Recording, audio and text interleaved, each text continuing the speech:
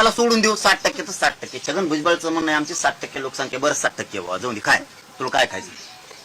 पण जरा गणित लावा बरं. 60% ओबीसी, 20% एससी एसटी, किती झाले?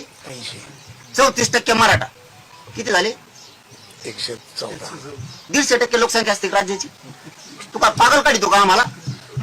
आणि मुस्लिम, मारवाडी, ब्राह्मण हे बिचारे कोण सोडित, दुसऱ्या राज्यात नेऊन सोडितो? कोणचं गणित आहे?